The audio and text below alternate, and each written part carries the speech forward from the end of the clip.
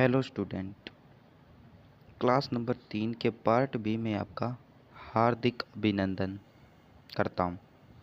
आज अपने पढ़ने जा रहे हैं फायर एक्सटिंग्विशन यानी अग्निशामक यंत्र और कुछ पार्ट ए में जो फायर के प्रकार शेष रह गए थे उनके बारे में आज पढ़ेंगे।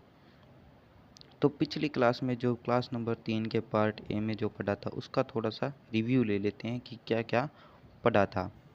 तो उसमें हमने पढ़ा था कि फायर के बारे में, फायर क्या होता है, फायर की परिभाषा पढ़ी थी। तो फायर की क्या परिभाषा थी? फायर की क्या परिभाषा थी कि ज्वलनशील पदार्थों का जलना ही क्या कहलाता है? आग कहलाता है। ज्वलनशील पदार्थों का जलना ही आग कहलाता है। ज्वलनशील पदार्थों का जलना क्या कहलाता है? आग कहलाता है। इसके बाद में पढ़ा था कि आग को जो बुझाने की विधियां हैं या आग के महत्वपूर्ण तत्व कौन कौन से थे वो भी देख लेते हैं। जो आग को बुझाने की विधियों से पहले थोड़ा सा पहले अपने पढ़ेंगे कि इसके जो आग के मुख्य तत्व कौन कौन से थे। मुख्य तत्व में 3 मुख्य तत्व पढ़े थे। कौन कौन से पढ़े थे? एक नंबर था ईंधन। एक नंबर क्या था? ईंधन। 2 नंबर ऊष्मा और 3 नंबर ऑक्सीजन। ये 3 इसके आग के महत्वपूर्ण तत्व हैं। अगर इन तीनों में से कोई भी एक तत्व एब्सेंट या अनुपस्थिति होता है तो वहाँ आग लगना असंभव है। यानी इन तीनों के मिश्रण से ही क्या लगेगी? आग लग सकती है कहीं। ईंधन, जैसे एक आग लगने के लिए अपने ईंधन की आवश्यकता पड़ती है। फ्यूल हो गया, जैसे लकड़ी हो गया, पेट्रोल हो गया, अपने ईंधन की तो आवश्यकता पड़ती है। तो एक ईंधन की आवश्यकता मूल तत्व हो गया। दूसरा है ऊष्मा। ऊष्मा कैसे? एक निर्धारित टेम्परेचर, हर पदार्थ का एक निर्धारित टेम्परेचर होता है कि इस टेम्परेचर से ऊपर जाते ही वो जलना शुरू हो जाएगा। तो उसलिए उस टेम्परेचर से ज़्यादा तापमान भी चाहिए आग लगने के लिए। 3 नंबर है कि ऑक्सीजन। तो ऑक्सीजन की भी ज़रूरत पड़ती है, एक आग लगने में महत्वपूर्ण तत्व है। तो ये थे 3 तत्व। अगर आग बुझाने का विधियाँ अपनाते हैं तो इन तीनों के अनुसार ही लेते हैं आग बुझाने की विधियाँ। ईंधन को अलग कर देंगे तो भी आग बुझ जाएगी। अगर ऊष्मा कम कर देते हैं तब भी आग बुझ जाएगी। ऑक्सीजन को हटा के भी हम आग बुझा सकते हैं। तो इन्हीं के आधार पे क्या किया जाता है? आग बुझाने की विधियाँ बनाई जाती हैं। तो इसमें सबसे पहले कौन सी विधि आती है? इसमें सबसे पहले आती है स्टार्विंग विधि। स्टार्विंग विधि में क्या होता है? ईंधन को अलग किया जाता है। जहाँ आग लगी है उससे अपने क्या करेंगे?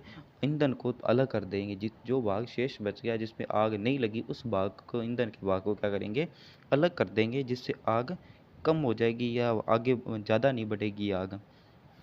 स्टार्विंग का अगर हिंदी में अनुवाद पढ़े तो ये कह रहा है भूखा मरना, यानी भूखा मरना या भूखा मारना। स्टार्विंग का यही अर्थ होता है हिंदी अनुवाद में।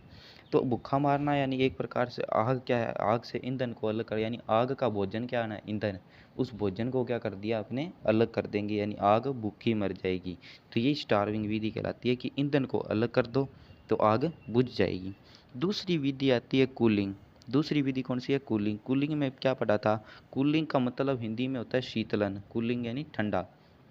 ठंडा कब होगा कोई भी चीज़? जब उसका टेम्परेचर कम होगा।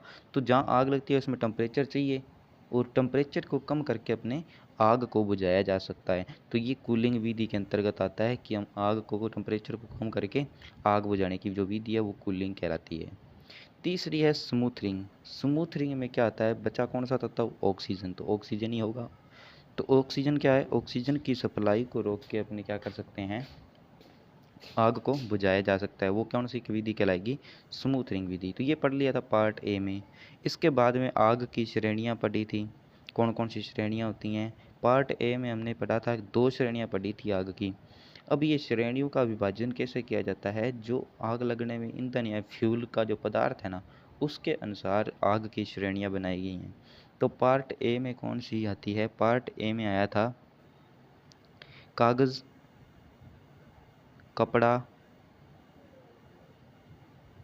और कौन था? लकड़ी। इन तीनों पदार्थों पर लगने वाली आग कौन सी श्रेणी में आती है? श्रेणी ए में अंतर्गत आती है। अब पढ़ेंगे श्रेणी बी में। श्रेणी बी में क्या था? श्रेणी बी में था यानी जितने भी तेलीय पदार्थ हैं, तेलीय पदार्थों पे कोई आग लगती है, जैसे पेट्रोल हो गया, पेट्रोल, डीज़ल, मिट्टी का तेल हो गया, ये सारे तेलीय पदार्थों पर अगर आग लगती है तो वो कौन सी श्रेणी में रखी जाएगी? श्रेणी बी में। और ये श्रेणियों के आधार पे अपने अग्निशामक यंत्र का चयन करते हैं कि इस आग को बुझाने के लिए कौन से अग्निशामक यंत्र का यूज़ किया जाएगा, वही आज पढ़ेंगे कि अग्निशामक यंत्र। इसके बाद में ये आज तक अपने पार्ट ए में, क्लास नंबर 3 के पार्ट ए में पढ़ लिया था।